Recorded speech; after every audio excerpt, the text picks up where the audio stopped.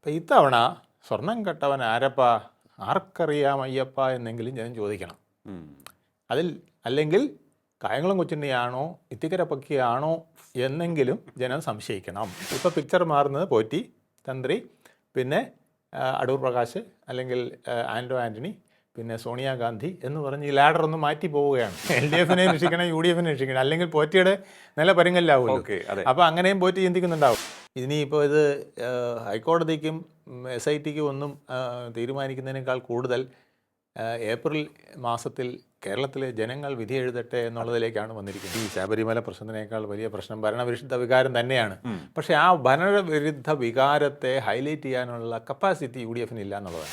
നിർണായകമായൊരു സ്ഥാനത്തിരിക്കുന്ന ആളാണ്. അദ്ദേഹത്തിനെ ചോദ്യം ചെയ്യുന്നതിന് പോലും പല ലിമിറ്റേഷൻസും ഉണ്ട്. എന്നിട്ടും ചോദ്യം ചെയ്യണമെങ്കിൽ സാധാരണ ഒരു വഴിയെ പോണ കോൺഗ്രസ്സുകാരനെ ചോദ്യം ചെയ്യുന്ന പോലെ അല്ല. ശരിയാണ്, സംതിങ് മോർ ദാൻ ദാറ്റ്.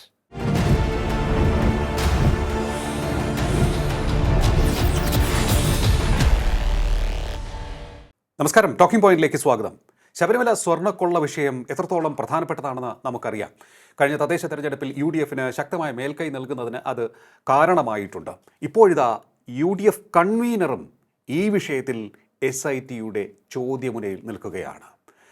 എന്താണ് ഈ വിഷയത്തിൽ നിന്ന് നമുക്ക് മനസ്സിലാക്കേണ്ടത്? ശബരിമല വിഷയം UDFിലേക്കും ചായുകയാണോ? UDFിനെയും ഇത് പ്രതിരോധത്തിലാക്കുമോ വരുന്ന നിയമസഭാ തെരഞ്ഞെടുപ്പിൽ? നമ്മോടൊപ്പം ചേരുകയാണ് രാഷ്ട്രീയ നിരീക്ഷകൻ അഡ്വക്കേറ്റ് വേണുഗോപാൽ MS. നമസ്കാരം സർ, ടോക്കിംഗ് പോയിന്റിലേക്ക് സ്വാഗതം. നമസ്കാരം. ശബരിമല വിഷയം നമുക്കറിയാം എത്രത്തോളം പവർഫുള്ളാണ് കേരള രാഷ്ട്രീയ പ്രചാരണ രംഗത്ത് തെരഞ്ഞെടുപ്പിന് മുൻപ് എന്ന്. കാരണം തദ്ദേശ തെരഞ്ഞെടുപ്പിലും നമുക്കത് കണ്ടതാണ്.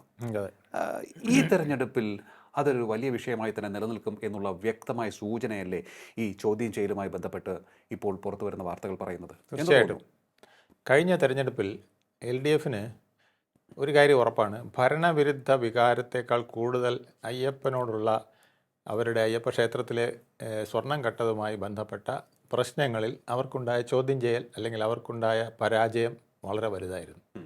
അതായത് ഒരു 40% ഭരണവിരുദ്ധ വികാരമെങ്കിൽ 60% അയ്യപ്പൻ്റെ ക്ഷേത്രത്തിലെ സ്വർണം കെട്ടതിൻ്റെ പങ്ക് LDFന് കൂടെ ഉണ്ടോ എന്ന് തോന്നുന്ന വിധത്തിലായിരുന്നു ആ ഇലക്ഷൻ എഞ്ചിനീയറിംഗ് പോയതും UDF ആ വിധത്തിൽ അത് പ്രസൻറ്റ് ചെയ്യുകയും ജനങ്ങൾ ഏതാണ്ട് ആ വിധത്തിൽ അംഗീകരിച്ചതും കൊണ്ടാണ് പാട്ടും പാടി എല്ലാ തവണയും ജയിക്കുന്ന തദ്ദേശ സ്വയംഭരണ സ്ഥാപനങ്ങളിലെ ഗ്രാമസഭാ തെരഞ്ഞെടുപ്പിൽ പോലും LDFന് UDFിനേക്കാൾ പുറകിൽ പോകേണ്ടി വന്നത്.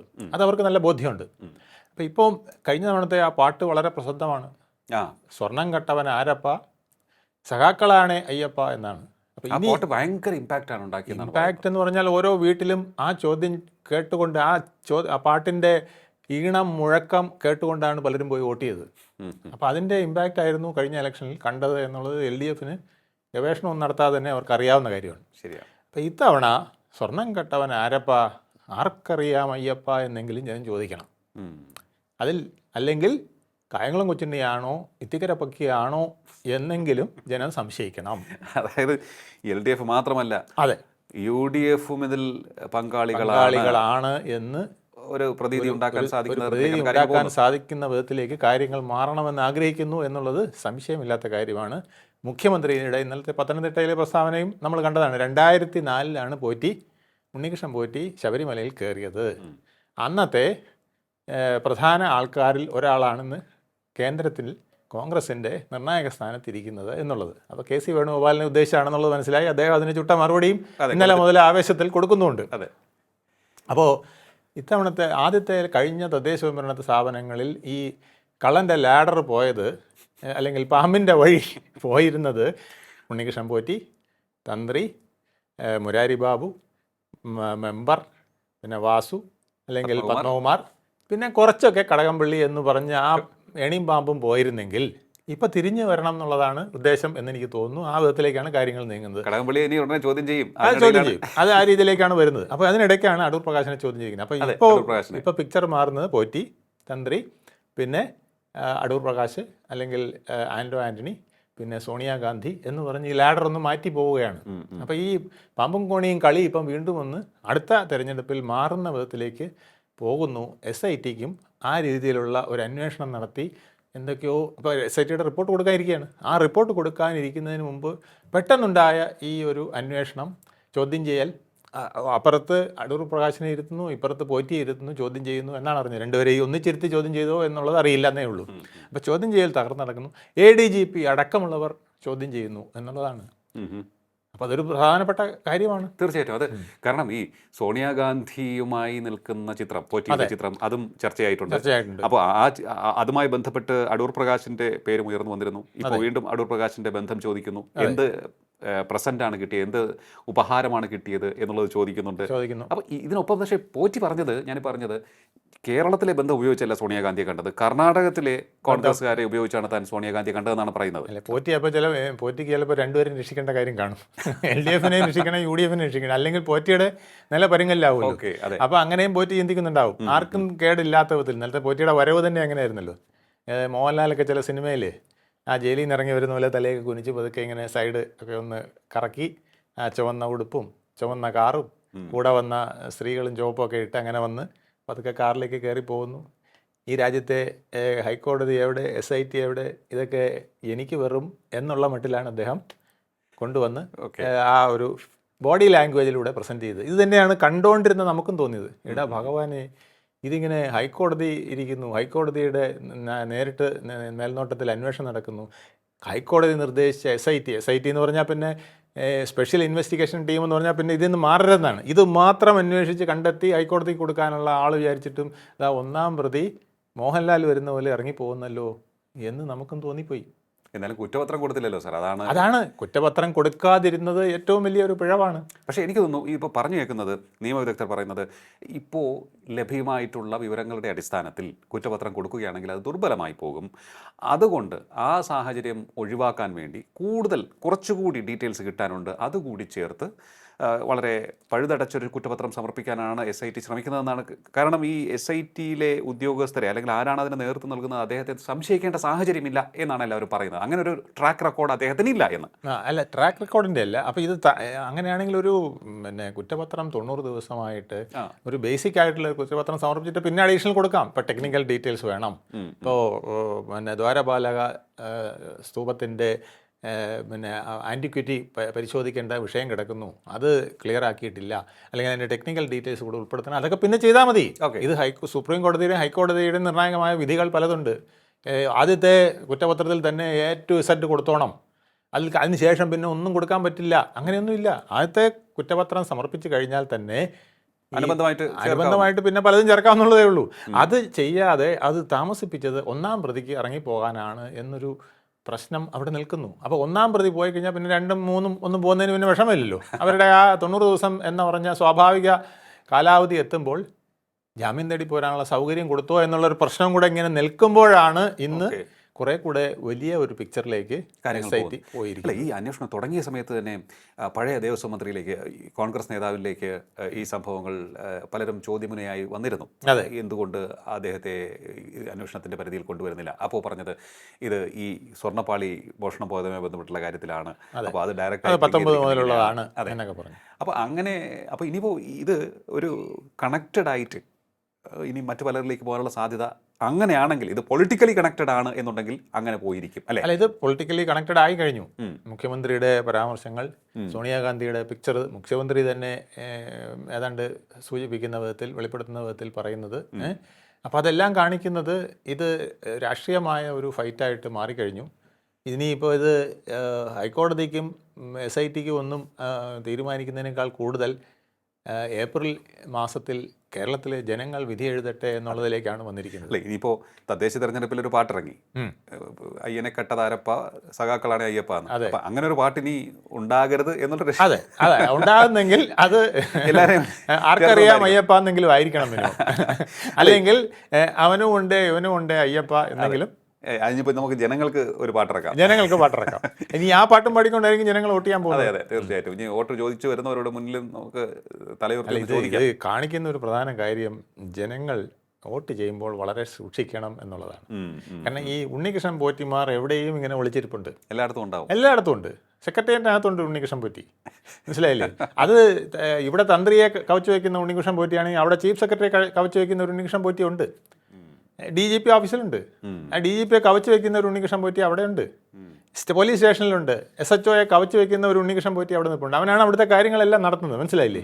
ഈ വിഭാഗം എല്ലാ കാലത്തും ഈ കുറേ നാളുകളായിട്ട് പ്രത്യേകിച്ച് ഈ ഭരണതലത്തിൽ ഉണ്ട്. അപ്പോൾ ഇവരെ വാഴിക്കുന്നത് മെയിൻ ആളുകളാണ്. അപ്പം നമ്മൾ ചെയ്യേണ്ടത് വോട്ട് ചെയ്യുമ്പം നല്ലവൻ വോട്ട് ചെയ്താൽ ഇവനെയൊക്കെ ഓടിച്ചോളും. പക്ഷേ അവർ ചോദിക്കും, ഇല്ലെങ്കിൽ ഉണ്ണികൃഷ്ണൻ പോറ്റി അടുത്തൂടെ കൂടുമ്പോൾ ഇങ്ങനെ കൂട്ടി ചേർത്ത് കളയും. അപ്പോൾ അവർ ചോദിക്കും ആരാണ് നല്ലതെന്ന് ചോദിക്കും. അതാണ് പ്രശ്നം. അങ്ങനെയാണ് നോട്ടൊക്കെ വോട്ട് ചെയ്യാനായിട്ട് ഒരു സാധനം ഇട്ടിരിക്കുന്നത്. അതെ. അല്ല, ഇത് അത്തരത്തിലിങ്ങനെ പോകുമ്പോൾ നമ്മൾ ഈ ശബരിമല വിഷയം ഇപ്പോൾ ആർക്ക് അനുകൂലമാകുമെന്നാണ് ഇപ്പോൾ ഒരു ചിന്ത വരുന്നത്. ഞാൻ ആദ്യം വിചാരിച്ചു ഇപ്പോൾ ഈ UDF നേതാക്കളൊന്നും തന്നെ സംശയമുണ്ടെങ്കിൽ ഇല്ലാത്തത് കൊണ്ട് തന്നെ ഇത് UDF അനുകൂലമായേക്കും. കാരണം അതാണല്ലോ നമ്മുടെ ചരിത്രം. ഈ കഴിഞ്ഞ അങ്ങേ ലോക്സഭാ തെരഞ്ഞെടുപ്പിൽ അങ്ങനെയായിരുന്നു. ഇപ്പോൾ തദ്ദേശ തെരഞ്ഞെടുപ്പിൽ UDF അനുകൂലമായി. ഇനിയിപ്പോൾ ഇതങ്ങനെയാവും. പക്ഷേ ഇനിയിപ്പോൾ നമുക്ക് അങ്ങനെ ഉറപ്പിച്ച് പറയാൻ പറ്റുമോ ആർക്ക് അനുകൂലമാകും ആർക്ക് പ്രതികൂലമാകും? ഇതിനേക്കാൾ ഈ ശബരിമല പ്രശ്നത്തിനേക്കാൾ വലിയ പ്രശ്നം ഭരണവിരുദ്ധ വികാരം തന്നെയാണ്. പക്ഷേ ആ ഭരണവിരുദ്ധ വികാരത്തെ ഹൈലൈറ്റ് ചെയ്യാനുള്ള കപ്പാസിറ്റി UDF ഇല്ല എന്നുള്ളതാണ്. അവർ പരാജയപ്പെടുന്നു. ഇതിപ്പോൾ LDF ആണെങ്കിൽ ഇവിടെ പൊടിച്ച് തകർത്തന്നെ.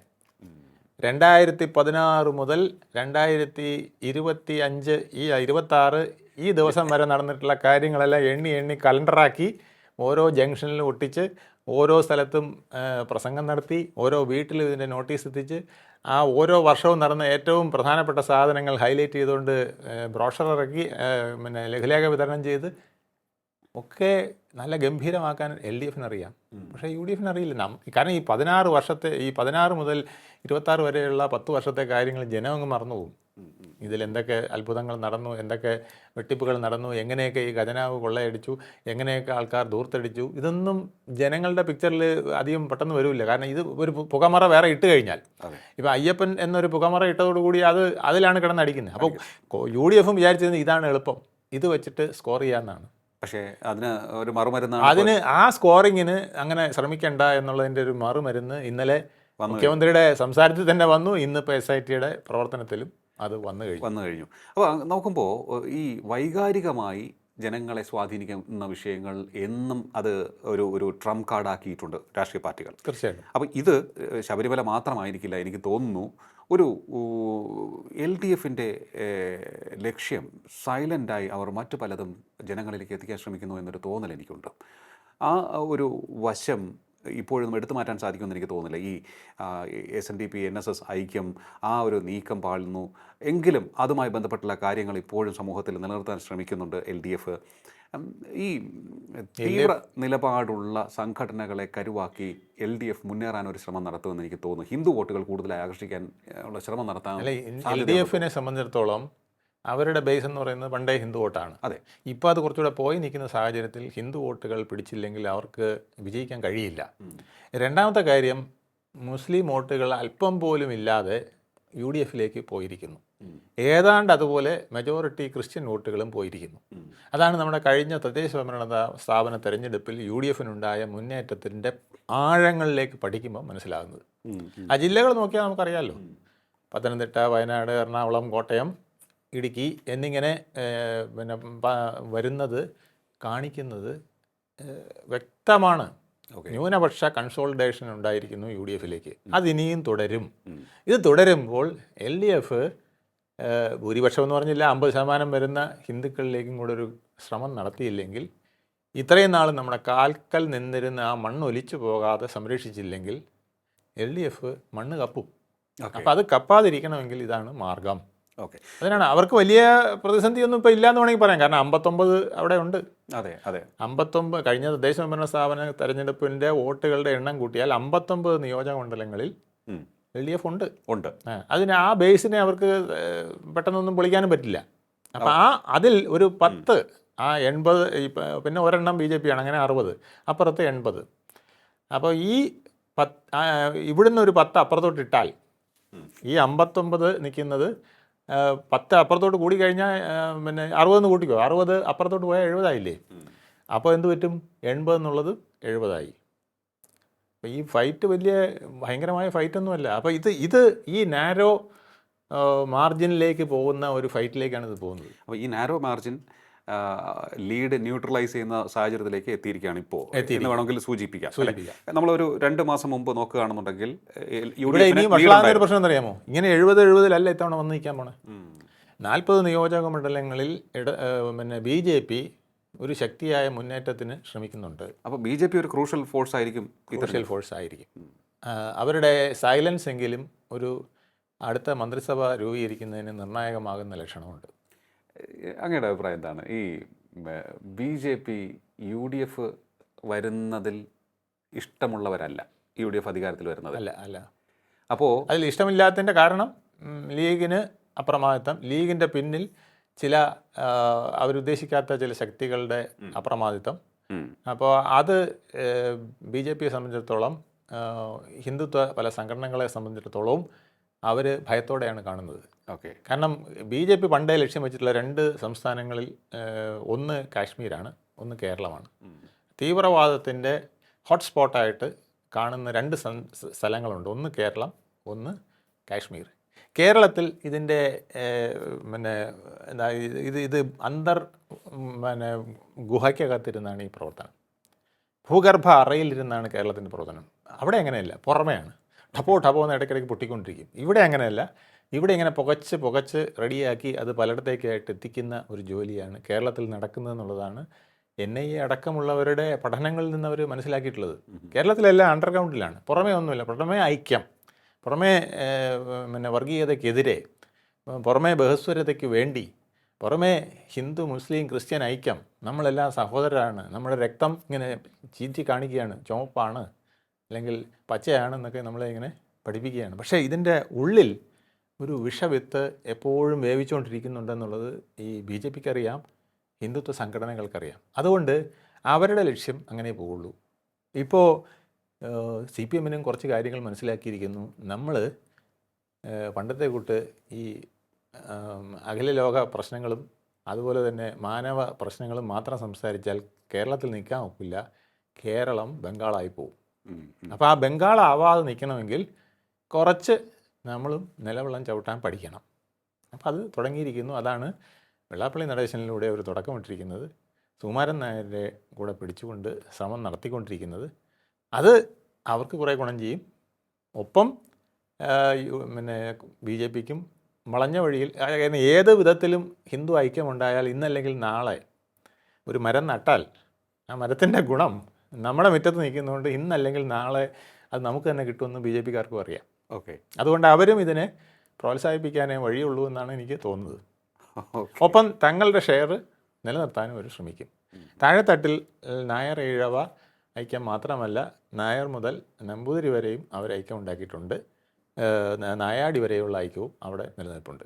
പിന്നെ പ്രശ്നമായിട്ട് നിൽക്കുന്നത് ഈ പിന്നെ ക്രിസ്ത്യൻ ഐക്യമാണ്, നസ്രാണികളിലേക്കുള്ള ഐക്യമാണ്. അതിനും അവരിപ്പോൾ ഒരു പാലം ഇട്ടിട്ടുണ്ട്. അതാണ് 2020 എന്ന പാലം. ആ പാലത്തിലൂടെ അവർ കുറേശ്ശെ കിട്ടും.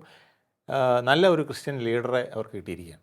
സാബു ജേക്കബ് എന്ന് പറയുന്നത് ഒരു വ്യവസായി മാത്രമല്ല, നല്ലൊരു ക്രിസ്ത്യൻ ലീഡർ കൂടെയാണ്. സംസാരിക്കാൻ അറിയാവുന്ന വിഷയങ്ങൾ പുതിയ തലമുറയ്ക്ക് പറഞ്ഞു കൊടുക്കാൻ കഴിയുന്ന ഒരു ലീഡറാണ് സാബു ജേക്കബ്. ആ സാബു ജേക്കബിനെ കൂടെ അവർ പിടിച്ചതോടുകൂടി, നേരത്തെ നമ്മൾ പറഞ്ഞില്ലേ, കേക്ക് കൊണ്ട് കൊടുക്കുമ്പം തട്ടിക്കളയുന്ന അച്ഛനും കപ്പ്യാരും വേണ്ടാന്ന് വെച്ചിരിക്കുകയാണ് അവരിപ്പോൾ. ഓക്കെ.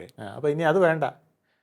ക്രിസ്ത്യൻ സംഘടനകൾ, ക്രിസ്ത്യാനികളുമായിട്ട് നേരിട്ട് ബന്ധപ്പെടാൻ കഴിയുന്ന അവസരങ്ങൾ, ക്രിസ്ത്യാനികൾക്ക് വികസനം എന്ന് പറഞ്ഞാൽ താല്പര്യമുള്ളൊരു കാര്യമാണ്. ആ സാഹചര്യങ്ങൾ, പിന്നെ ബ്രിട്ടീഷുകാരോട് ഉൾപ്പെടെ അവർക്ക് ഈ ഭരണത്തിലിരിക്കുന്നവരോട് ചെറിയ മമതയുണ്ട്, അതൊരു വിഭാഗത്തിന്. ആ മമത ഉപയോഗിക്കുക. ഇതൊക്കെയാണ് ഇപ്പം പുതിയതായിട്ട് BJP കണ്ടിരിക്കുന്ന തന്ത്രങ്ങൾ. അപ്പോൾ പയറ്റ് നമ്മൾ ഉദ്ദേശിക്കുന്നതിനേക്കാൾ വലിയ തോതിൽ 2026 നിയമസഭാ തെരഞ്ഞെടുപ്പിലേക്ക് വരാൻ പോവുകയാണ്. ഓക്കെ. ആ മത്സരത്തിൽ ഉള്ള കരുക്കളാണ് ഇപ്പോൾ ഇട്ടുകൊണ്ടിരിക്കുന്നത്. അതിൽ വെറും കരുവാണോ എന്ന് ചോദിച്ചാൽ അല്ലെന്ന് നമുക്ക് പറയേണ്ടി വരും. കാരണം ഇന്നിപ്പോൾ അടൂർ പ്രകാശിൻ്റെ ചില സംഭാഷണങ്ങളിൽ നിന്നും വരുന്നതും അദ്ദേഹം പറയുന്നുണ്ട്. ഇപ്പം എനിക്ക് അദ്ദേഹമായിട്ട് പലപ്പോഴും ബന്ധപ്പെടേണ്ടി വന്നിട്ടുണ്ട്, ബാംഗ്ലൂർ വെച്ച് ബന്ധപ്പെടേണ്ടി വന്നിട്ടുണ്ട് എന്നൊക്കെ പറഞ്ഞ് അദ്ദേഹം പറഞ്ഞു വരുമ്പം ഈ പുക വന്നത് തീയല്ലെങ്കിൽ ഒരു കനലെങ്കിലും അവിടെ ഉള്ളത് കൊണ്ടാണ് എന്ന് സംശയിക്കേണ്ടിയിരിക്കുന്നു. അല്ലെങ്കിൽ പിന്നെ SIT പ്രത്യേകിച്ച് DGP നേരിട്ട് ഒരു MP വിളിച്ച് ചോദ്യം ചെയ്യുക എന്നൊക്കെ പറഞ്ഞാലേ, അടൂർ പ്രകാശ് വെറും ഒരു കോൺഗ്രസ് നേതാവ് മാത്രമല്ല, അവരുടെ വർക്കിംഗ് പ്രസിഡന്റ് മാത്രമല്ല, അവരുടെ UDFൻ്റെ കൺവീനർ എന്നുള്ളത് മാത്രമല്ല, അദ്ദേഹം ഒരു MPയും കൂടെയാണ്. അതെ. 140 കോടി ജനങ്ങളിൽ 540 പേരിൽ ഒരാളാണ് അദ്ദേഹം. വളരെ നിർണായകമായൊരു സ്ഥാനത്തിരിക്കുന്ന ആളാണ്. അദ്ദേഹത്തിനെ ചോദ്യം ചെയ്യുന്നതിന് പോലും പല ലിമിറ്റേഷൻസും ഉണ്ട്. എന്നിട്ടും ചോദ്യം ചെയ്യണമെങ്കിൽ സാധാരണ ഒരു വഴിയെ പോണ കോൺഗ്രസ്സുകാരനെ ചോദ്യം ചെയ്യുന്ന പോലെ അല്ല. ശരിയാണ്. Something more than that. അതെന്താണെന്നുള്ളത് SIT റിപ്പോർട്ട് കൊടുക്കുമ്പോഴേ അറിയാൻ കഴിയുള്ളൂ സംതിങ് ഈസ് ദെയർ എന്ന് പറയാം, എന്ന് സംശയിക്കേണ്ടിയിരിക്കുന്നു എന്നേ പറയാം. എന്ന് സംശയിക്കാം. എന്ന് സംശയിക്കേണ്ടിയിരിക്കും. കാരണം അല്ലെങ്കിൽ SIT അങ്ങനെ കയറിയ ഒരു MP യെ ഓക്കെ, വെറുതെ അങ്ങ് ചോദ്യം ചെയ്യാൻ, അങ്ങനെ ചോദ്യം ചെയ്യാൻ, അല്ലെങ്കിൽ എന്തെങ്കിലും അല്ല, വിവരങ്ങൾ അറിയാൻ പിന്നെ KC വേണുഗോപാലിനെ ചോദ്യം ചെയ്യാമല്ലോ. ഇപ്പോൾ പറയുന്ന പോലെയാണെങ്കിൽ, അല്ലെങ്കിൽ ആന്റോ ആന്റണിയും കയറി ചോദ്യം ചെയ്യാമല്ലോ. അല്ല, ആന്റോ ആന്റണിയെ ചോദ്യം ചെയ്തേക്കൊക്കെ, അല്ല ആന്റോ ആന്റണിയുടെ പേരും ഒരു സംശയമനയിലേക്ക്, അല്ല അതും വരാം. കാരണം ആന്റോ ആന്റണിയുടെ നിക്ഷേപത്തെക്കുറിച്ച്, ഒരു സ്വകാര്യ ബാങ്കിൽ അദ്ദേഹത്തിൻ്റെ നിക്ഷേപത്തെക്കുറിച്ച് ഒക്കെ ED വേറൊരു പരിപാടിയും കൂടെ നടത്തിക്കൊണ്ടിരിക്കുകയാണ്. അപ്പോൾ ഇതിൻ്റെ പാരലായിട്ട് വേറൊരു അന്വേഷണവും വരുന്നുണ്ട്. ഇവിടെ ക്രിമിനൽ ആസ്പെക്ട്സുകൾ അന്വേഷിക്കുമ്പോൾ അപ്പുറത്തുനിന്ന് ED സാമ്പത്തിക ആസ്പെക്ട്സ് അന്വേഷിച്ചുകൊണ്ട് വരികയാണ്. ഇപ്പോൾ ബാംഗ്ലൂരിൽ നിന്ന് പണം പോയതെങ്ങനെ, ബാംഗ്ലൂരിലേക്ക് പണം വന്നെങ്ങനെ, ഈ പിന്നെ അടൂർ പ്രകാശ് പറയുന്നതിൽ ചില അവ്യക്തത പോലെ തോന്നുന്നു. കാരണം ഒരു പോറ്റി വന്ന് എന്നോട് ചോദിക്കുകയാണ്, എന്നെ ഒന്ന് സോണിയാഗാന്ധിയെ പരിചയപ്പെടുത്തി തരണം. ഉടനെ എന്നെ അങ്ങ് പരിചയപ്പെടുത്തി കൊടുക്കും. Z കാറ്റഗറിയിലുള്ള സുരക്ഷയുള്ള അതീവ പ്രധാനപ്പെട്ട ഒരു നേതാവാണ് സോണിയാഗാന്ധി എന്ന് പറയുന്നത്. അവരെ ഒരു പോറ്റി വന്നിട്ട് ഞാൻ ഒരു പൂജാദ്രവ്യങ്ങൾ കൊടുക്കാനാണ് എന്ന് പറഞ്ഞാൽ കാണാൻ കഴിയുമോ എന്നുള്ളതൊരു ചോദ്യം തന്നെയാണ്. അത് എന്തുകൊണ്ട് അതിനപ്പുറത്ത് എന്തെങ്കിലും ഉണ്ടോ എന്ന് SITക്ക് സംശയം വന്നെങ്കിൽ അതിന് സംശയം വരാൻ പാടില്ല എന്ന് നമുക്ക് പറയാൻ പറ്റില്ല. ശരിയാണ്, അങ്ങനെയും ചില ആംഗിളുകൾ ഉണ്ട്, ഇതിന് പിന്നിലുണ്ട്. പിന്നെ കെ മുരളീധരൻ പറയുന്നത് ഈ പടം കാണിച്ചാണെങ്കിൽ അങ്ങനെയാണെങ്കിൽ മുഖ്യമന്ത്രിയെയും ചോദ്യം ചെയ്യണ്ടേ എന്ന് ചോദിക്കുന്ന ഒരു ന്യായം അവിടെ ഉണ്ട്. അതുകൊണ്ട് മുഖ്യമന്ത്രി പടം കാണിച്ചാണെങ്കിൽ മുഖ്യമന്ത്രിയും പോറ്റിയും കൂടെ നിൽക്കുന്ന പടം ഉണ്ടല്ലോ, സോണിയാഗാന്ധിയും പോറ്റിയും കൂടെ നിൽക്കുന്നത് മാത്രമല്ലല്ലോ. അതിൽ കെ മുരളീധരൻ പറയുന്ന ഒരു പോയിന്റ് വളരെ പ്രസക്തമാണ്. അതായത് സോണിയാഗാന്ധിയുടെ അടുത്ത് പോയി ഫോട്ടോ എടുക്കാം, അത് നമുക്കിപ്പോൾ ഒരു നേതാക്കളെ സ്വാധീനിച്ച് പോയി ഫോട്ടോ എടുക്കാം, ആ ഫോട്ടോയുടെ ഇതാണ് വന്നത്. പക്ഷേ മുഖ്യമന്ത്രി ഒരു പ്രമുഖ ജ്വല്ലറി ബ്രാൻഡ് കൈമാറുന്ന ഒരു ആംബുലൻസ് കൈമാറുന്ന ചടങ്ങിൽ പോറ്റി എന്തിനു വന്നു? അപ്പം മുഖ്യമന്ത്രിയാണ് അത് കൈമാറുന്നത്, സ്വീകരിക്കുന്നത്. അത് മുഖ്യമന്ത്രി പങ്കെടുക്കുന്ന ചടങ്ങിൽ കൃത്യമായിട്ടുള്ളൊരു ഇൻ്റലിജൻസ് റിപ്പോർട്ട് ഉണ്ടാകും, ആരൊക്കെ പങ്കെടുക്കുന്നു, അവരുടെ ബാക്ക്ഗ്രൗണ്ട് എന്നൊക്കെ. അപ്പോൾ ഈ പോറ്റിയെ എന്തിനാ അവിടെ പങ്കെടുപ്പിച്ചു? പോറ്റിയും മുഖ്യമന്ത്രി തമ്മിൽ എന്താണ് അത്രയ്ക്ക് ബന്ധം?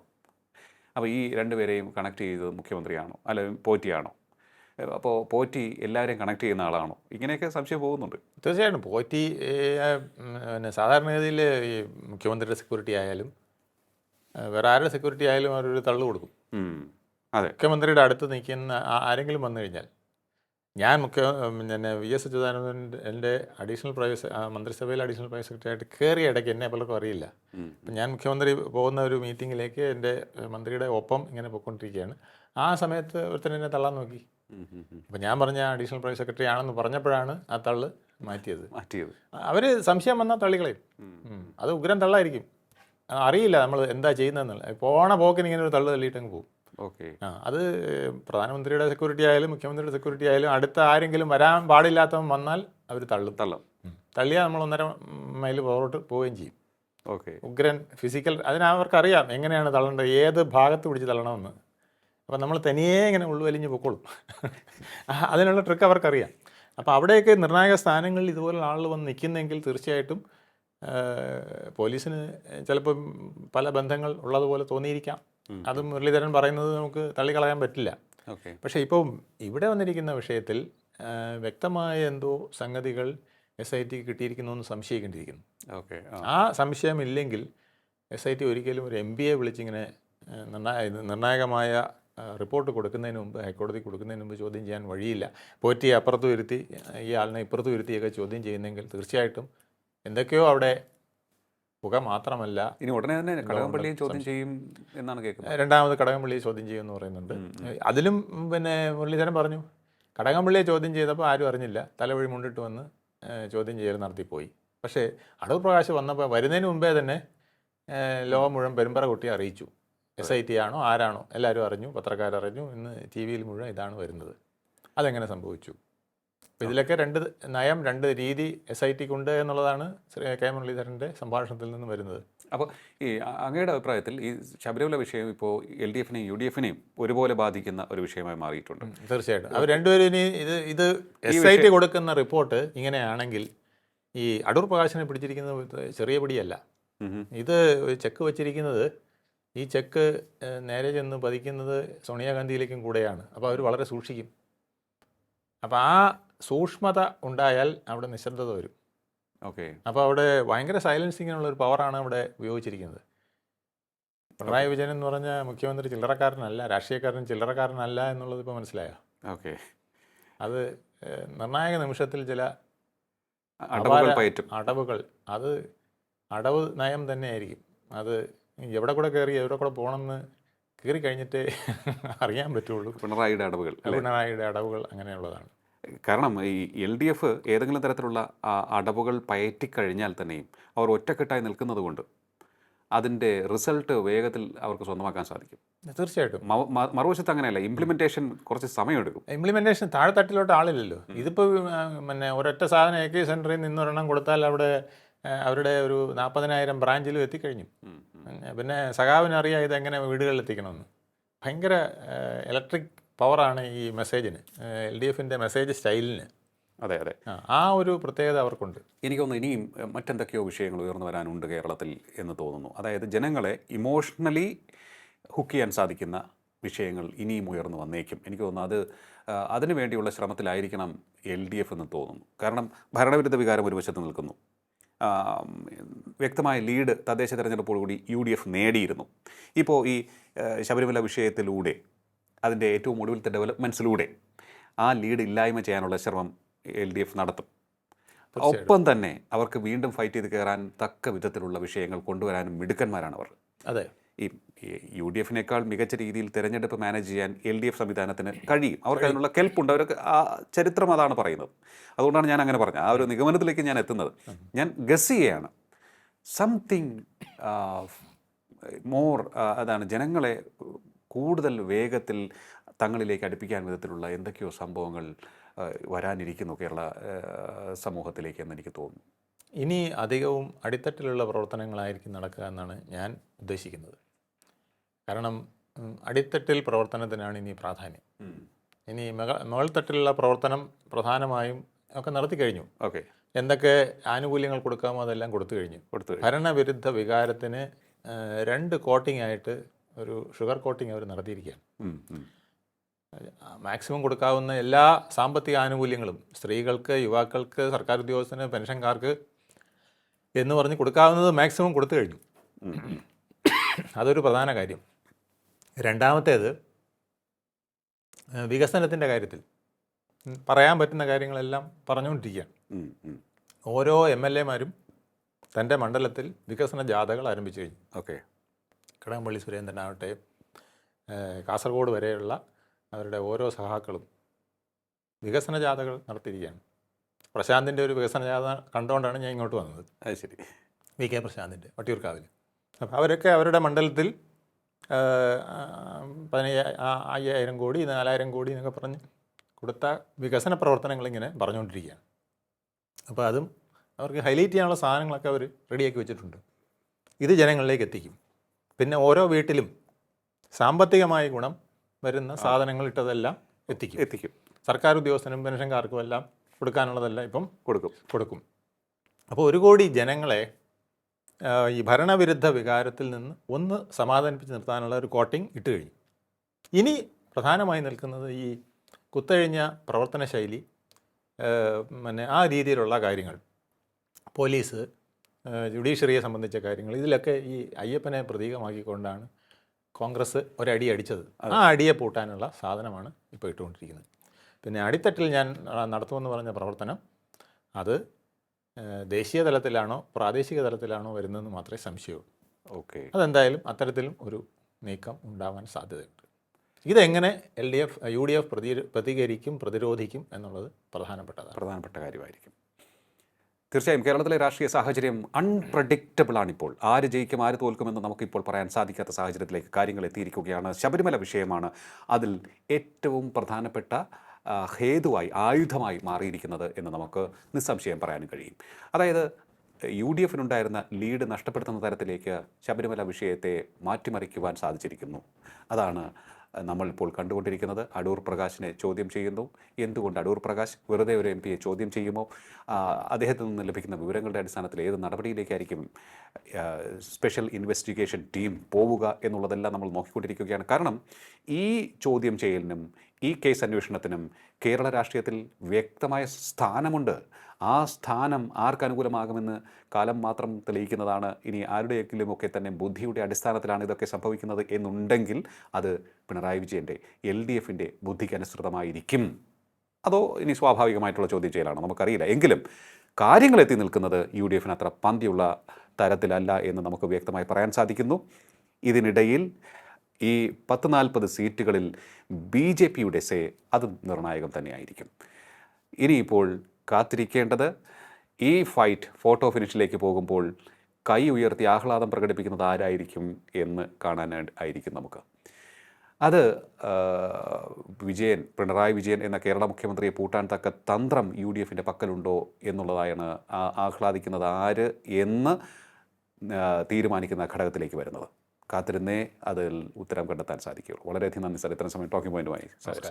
ടോക്കിംഗ് പോയിന്റിൻ്റെ ഈ അധ്യായം ഇവിടെ പൂർണ്ണമാകുന്നു. അടുത്ത എപ്പിസോഡ് കാണാം നമുക്ക്. നമസ്കാരം.